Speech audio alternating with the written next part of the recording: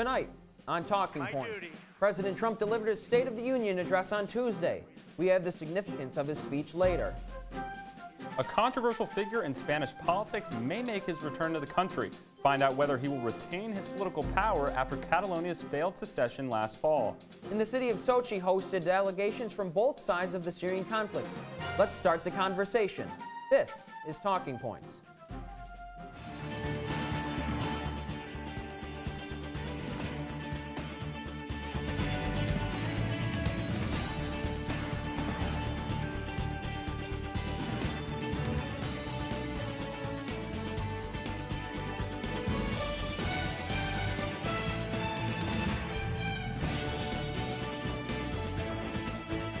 Our top story tonight, the White House is reviewing a 4-page memo sent by Intelligence Committee Chairman Devin Nunes. However, committee member Adam Schiff alleges that Nunes made material changes to the memo before sending it to the White House. Good evening, I'm Mike Riccardi. And I'm Josh Carney. The FBI believes the memo's release would be dangerous and has warned against the publication by the president. Republican House Intelligence Committee Chairman Devin Nunes has been accused of secretly altering the FBI memo by Democratic Representative Adam Schiff. The committee voted along party lines to release the memo on Monday, and now it's up to the White House whether or not to release it on Friday. The memo is believed to accuse the FBI and the Department of Justice of improperly using a secret surveillance program to target Trump's campaign in 2016. The revelations are expected to throw a shadow across the Russia probe and expose alleged anti-Trump bias in the FBI. Democratic Representative Adam Schiff claims Devin Nunes added changes to the memo that were not approved of by the committee shortly before it was sent to the White House. Democrats say the memo's release is a reckless and dangerous move, while Republicans say the memo must be released due to the serious nature of its claims. Now, obviously, Josh, this is a very big deal. Reports are saying the FBI director may step down if this memo is released. But I look at it one of two ways, right?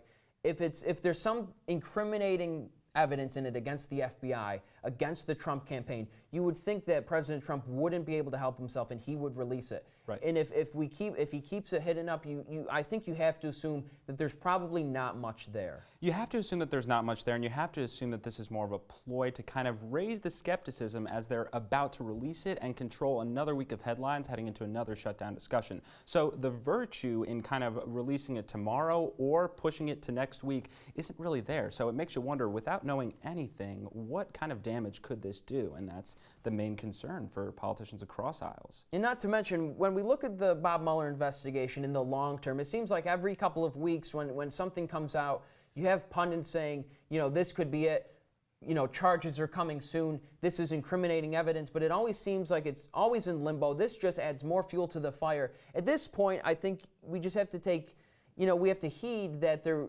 everything is up in the air. We can't make anything of it until all of the information comes out. Absolutely, and I think that's the way the politicians are all looking at it, because there is no swift move to kind of throw this aside or push it forward. The Republicans have their own objectives outlined for next week, and it'll be a fight either way, but adding this fuel to the fire is not kind of the headache that either party needs right now. I mean, honestly, at this point right now, it's even difficult to see where the next few weeks, how they play out. Absolutely, and I know that we'll be keeping an eye on it here. Absolutely. On Tuesday, President Trump delivered his first State of the Union address. At times, he seemed to extend an olive branch to Democrats. As we see here, however, some people called the speech divisive. Here to break down what we learned is analyst Dan Prager. Dan, thanks so much for being here. Thanks for having me. So Republicans are hailing the speech, saying he sounded as kind of hopeful. So we expected that, but what are voters saying? Well, right now, voters have a pretty overwhelmingly positive reaction to the speech. It is important to note that most people who are watching a State of the Union speech, well, not most, but more people, are supportive of the president's party. So you will have a little bit of bias toward the president. Right now, he is getting high marks for kind of extending those olive branches, but at the same time, a lot of people have called the speech not hopeful or optimistic, but pessimistic, because he did, after about maybe the first 45 minutes, transition into some more hyper-conservative ideas on immigration, on terrorism, and things like that. Dan, like you said, immigration, terrorism, crime, all of those things were focal points of the speech. So obviously, I think it was a pretty good night if you're a defense hawk listening to President Trump. Who are some of the other winners and losers during this speech? Like you said, defense hawks, people who are strong on immigration, they're big winners. And I think moderate Republicans who are up for Congress in 2018 are probably winning too. Because if you remember that first 45 minutes of the speech where Trump outlined how great the economy was doing, people were listening. And people mostly tune in for that part, and they might shut off the more controversial bits at the end. I think that's really going to help people who are kind of on the fence about voting. They're saying the economy is doing well. We don't care about anything else. We care about what's going into our pockets, and I think that's going to help people in Congress. In terms of setting the agenda and moving forward, it seemed as though the Republicans were much trying to outline a strategy for the future, and the Democrats countered that and caught a lot of flack. So what did you take away from Joe Kennedy's response to this? I thought that Joe Kennedy's response was absolutely fantastic and exactly what the Democrats needed. I saw a tweet the other day and it said, man, the Kennedys have good genes. And you got to agree with that because Kennedy was on message. He was strong. He was a great speaker. And you could just kind of hear the emotion in his voice. I think what we really learned from this is that Joe Kennedy will be a viable presidential candidate probably by 2024. The speech was fantastic, and it's going to vault him up to a position where he's in power with the Democrats. Those are some pretty strong claims, and certainly something that we'll be paying attention to as the fallout from the speech continues. Dan, thanks so much for being here. After the break, we'll be looking at the upcoming gerrymandering case in Pennsylvania's Supreme Court, and Syracuse Mayor Ben Walsh talks about the city's status as a sanctuary city. Those stories and more when we return.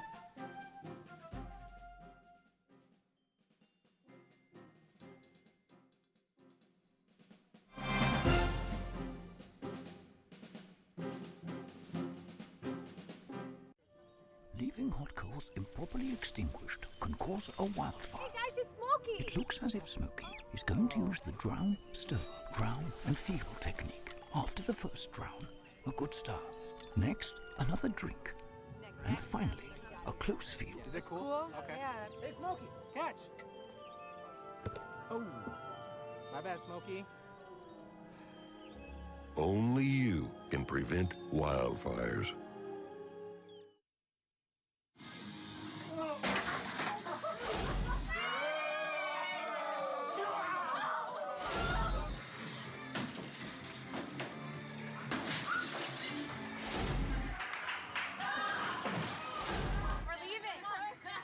Most party fouls are pretty dumb.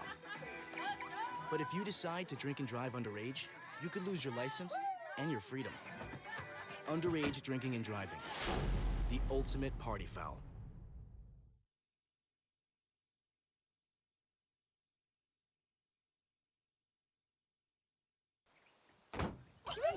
They'll test you. Try to break your will. But however loud the loudness gets, however many cheese puffs may fly, you're the driver, the one in control. Stand firm. Just wait. And move only when you hear the click that says they're buckled in for the drive. Never give up till they buckle up. Last week, the Department of Justice sent a letter to 23 self-proclaimed sanctuary cities demanding that they provide evidence that the cities comply with federal immigration laws.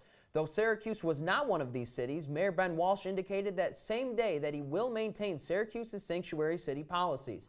This would be a continuation from his predecessor, Mayor Stephanie Miner's policies. Here to break down what this really means for Syracuse and sanctuary cities across the country is Talking Points analyst Conor Wight. Conor, thanks so much for joining us. Thanks for having me. Now, obviously Syracuse was not on that list, but we do consider ourselves a sanctuary city. What specifically does that mean in our case?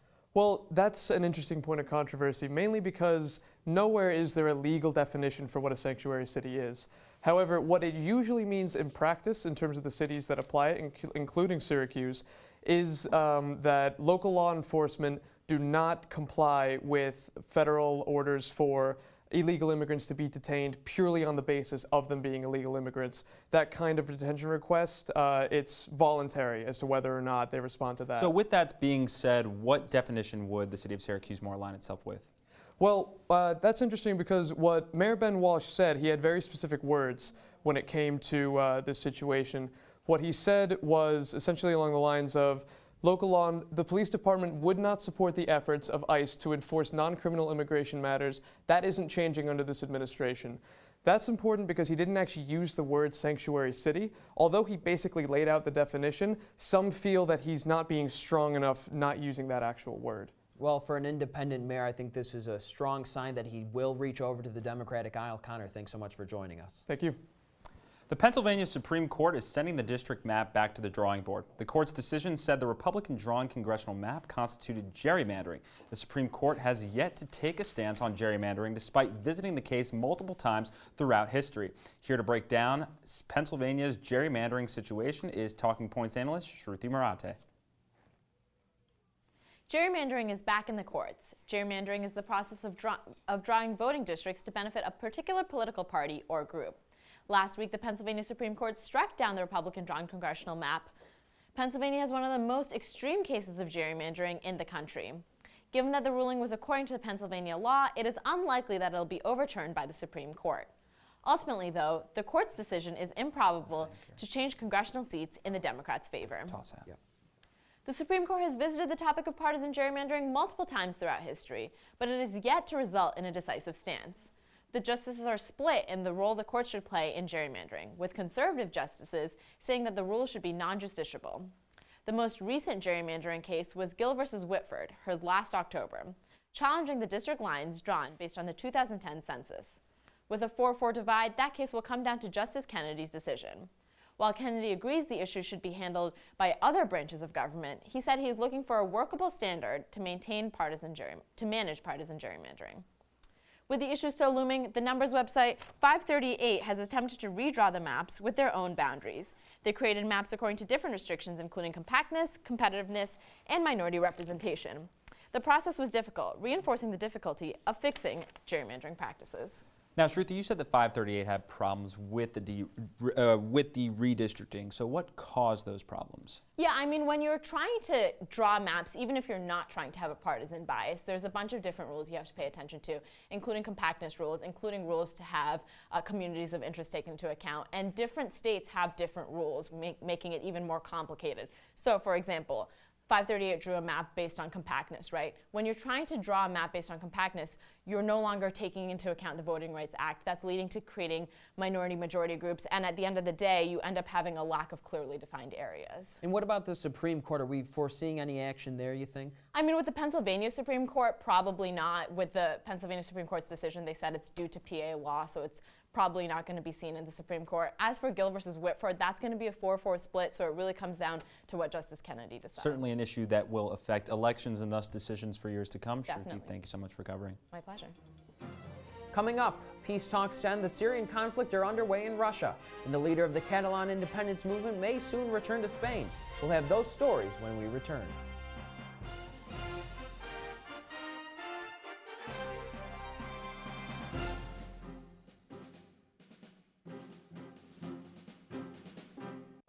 Patriotism. It inspires passionate debate. It's worn like a badge of honor with good reason, because it means love and devotion for one's country. But what really makes up this country of ours? It's the people. To love America is to love all Americans. This year, patriotism shouldn't just be about pride of country. It should be about love. Love beyond age, sexuality, disability, race, religion, and other labels. Because love has no labels.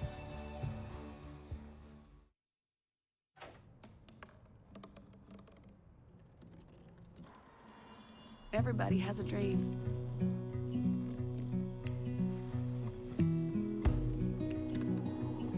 Mine was to see the ocean.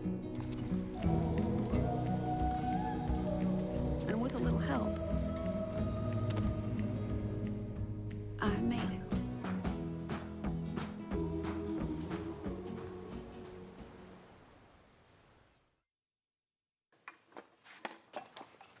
Did you hear about the pony with a sore throat? He was a little horse. Can I tell you a cat joke? Just kidding. Why couldn't the Why was the basketball court all wet? Why?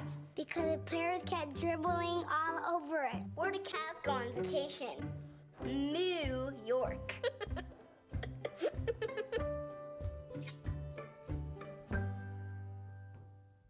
The Catalan parliament postponed a vote on Tuesday to re-elect Carles Puigdemont, the leader of the movement to break away from Spain last October. The election will determine Puigdemont's presidential status in the restive region. However, Puigdemont cannot be elected without being present.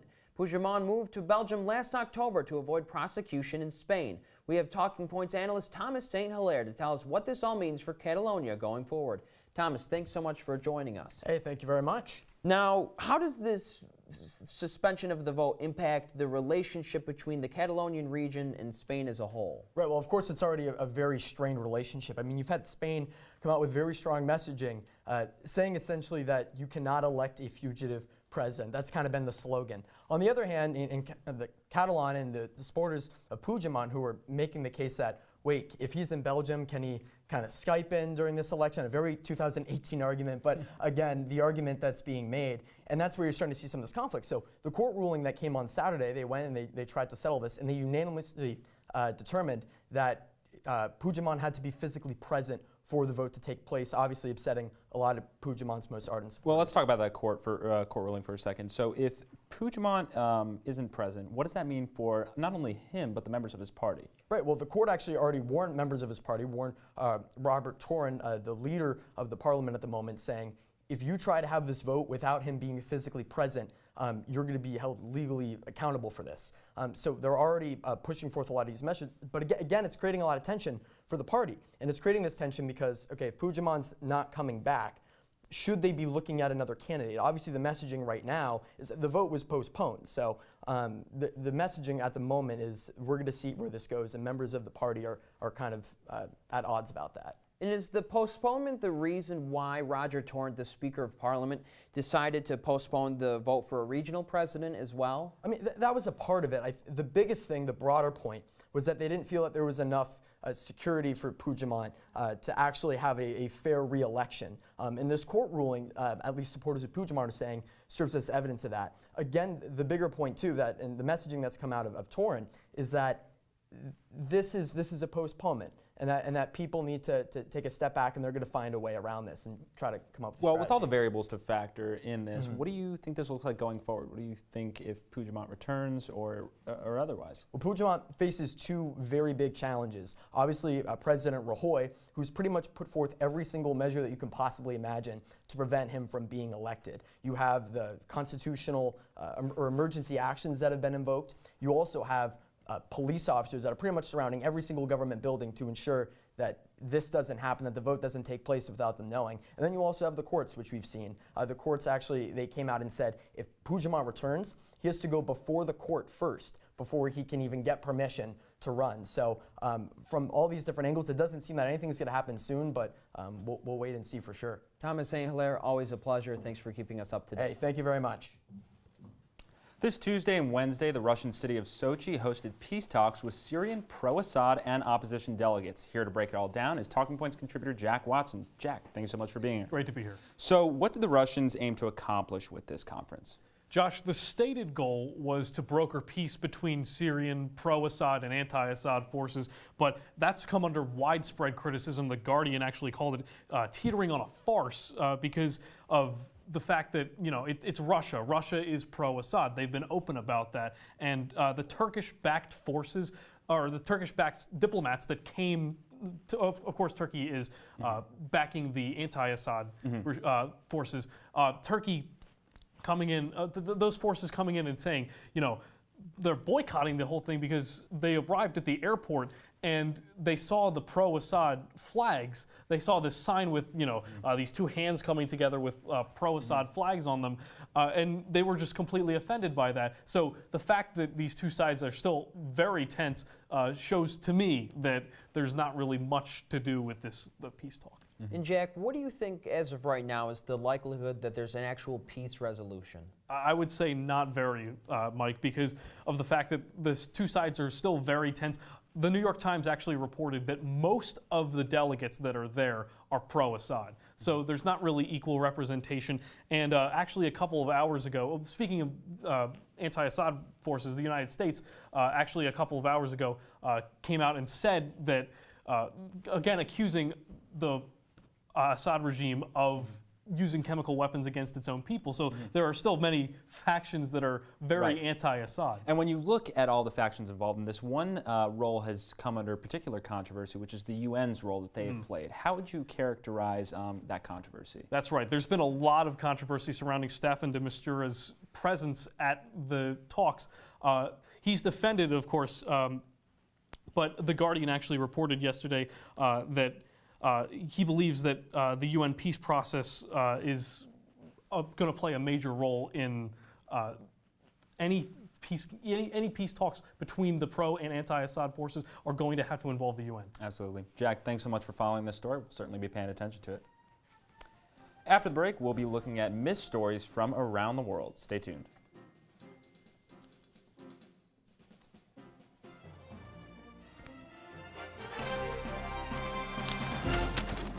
Good luck, boys. Taking care of a family member can lead to plenty of questions. Fortunately, there's a place to get the answers, for them and for you.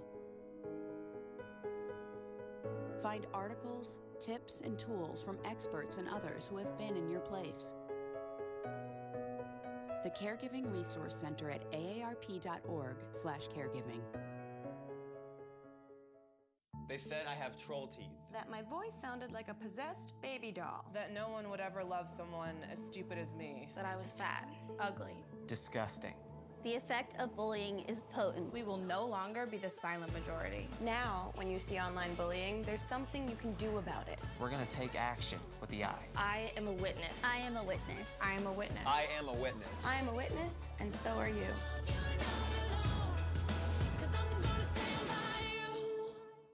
Every time I hear the alarm bell go off in school, I think it's an air raid. A lot of houses in our neighborhood have been destroyed. I like to close my ears and sing songs whenever the bombs come close.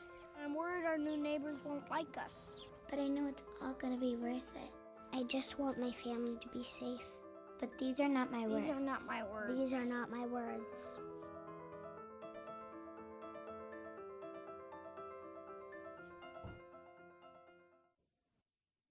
Some stories don't receive the mainstream coverage they deserve. This week on Talking Points, we explore a South African water crisis and limitations on Kenyan press freedom.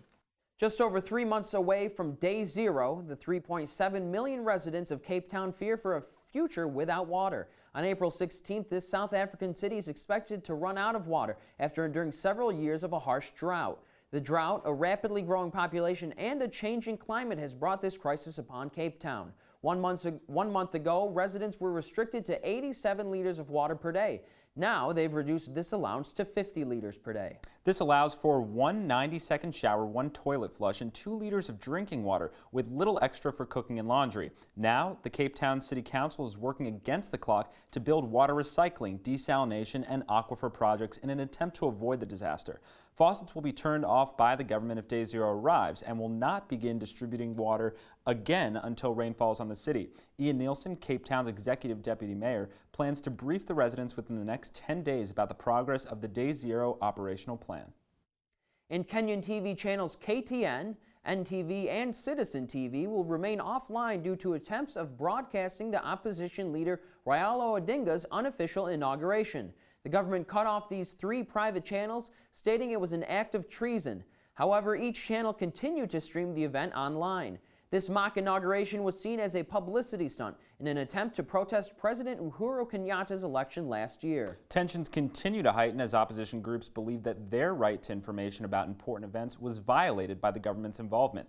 Kenya's High Court implemented a 14-day suspension on the ban while the hearing takes place. So far, the government has not adhered to the court ruling. The Minister of Information, Communication, and Technology stated that only the security minister would determine when the station would begin broadcasting. And up next, we'll have the stories Josh and I are looking ahead to. Stay tuned.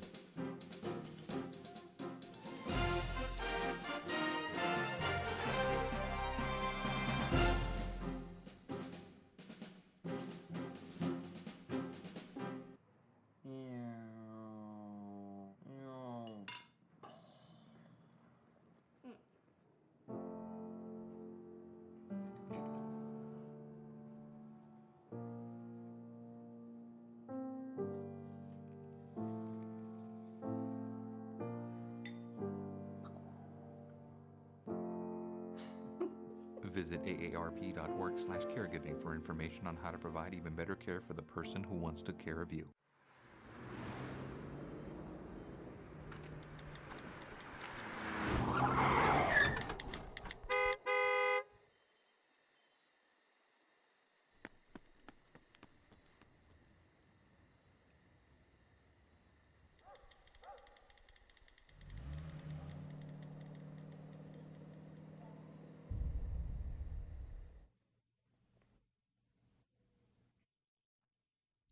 Since the Houthi rebels unseated the Yemeni government in 2015, the group has gained control of major population centers and ports, now even claiming 50 to 60% of the nation's resources. The UN released a report accusing Iran of failing to stop the supply of Iranian-sourced ballistic missiles used by Houthis to attack Saudi Arabia. As separatists in the south are now fighting to break away from the conflict, internationally backed opposition forces continue to duel for territory and resources, all while Yemenis suffer in dire conditions. This conflict seems to only be growing in severity and scale. I'll be looking ahead to which nations take the lead, how Yemen reacts, and what's next for the incredibly volatile region. After 3 days of the last government shutdown, Senate Majority Leader Mitch McConnell promised Minority Leader Chuck Schumer a debate on DACA and a deal to reopen the government. That short-term spending bill ends on February 8th, meaning that we are 1 week away from another potential shutdown. The president tweeted this earlier this morning, pressuring House Minority Leader Nancy Pelosi to come up with a fix. While last time the holdup was in the Senate, this time around the division could come from the House. Despite falling in line last time, the House Freedom Caucus is looking for more concessions on immigration. With 1 week left until government funding runs out, keep a close eye on how these negotiations play out. And Josh, when we take a look at this whole government funding shutdown business, right? I mean, the hard deadline is actually March 5th that President Trump mentioned in his tweet. That's when DACA is officially done with. Right. So they do have to come up with a solution before February 8th, but they really need to come up with a solution before March 5th. Right, and I think that that's why the Democrats are so steadstrong on the DACA provisions, because they know that timing is limited. And if they have to get this vote in before they eventually vote on appropriations and furthering a spending bill, it'll certainly be a remaining priority. It's not going anywhere. So it's a matter of if it can get solved this week in all of the headlines that are, coming out in Washington, or if it's going to be another stopgap sort of resolution to get us to that March 5th, which is the firm deadline. And you hear a lot of House Freedom Caucus members talking about a four-pillared approach as opposed to just the border wall and just DACA. They want other things. They want concessions on immigration that are going to likely be much more partisan than the Senate's going to come up with, because with the Republican Senate having such a slim majority, they would have to have a bipartisan effort if they really want to get something done. And that bipartisan effort, people are skeptic about, because it's the leftists of the left and the rightists of the right saying, come together, meet in the middle, but neither wants to. So when you look at that concept and the fact that this is not fought over in the middle, but fought at the edges and even the fringes, it definitely is dictating terms when you look at that chamber. And that ultimately makes it harder and more frustrating to be able to get a deal done. And that's when the blame game starts. And after President Trump's State of the Union address, a lot of polling showed that people did find his speech to be unifying, and people really appreciated the call for unity between Republicans and Democrats. Now we're only, 2 days out, and we're already resorting back to blaming the other side. He is putting the pressure on Nancy Pelosi. Maybe he'll call this one the Pelosi shutdown if it comes to that point. But it'll be really interesting to see how much Chuck Schumer and Nancy Pelosi can leverage. Absolutely, and it's certainly something that I think the nation is going to be looking towards, is setting the tone for his second year in office and ultimately what he's going to be able to achieve. Well, 1 week left. We could have another government shutdown on the horizon. It's very possible. That's all we have for Talking Points tonight. I'm Mike Riccardi. Check us out on CitrusTV.com/Talking Points for more webisodes, articles, and shows. And I'm Josh Carney. Tune in next week for a brand new episode. Have a good night, Syracuse.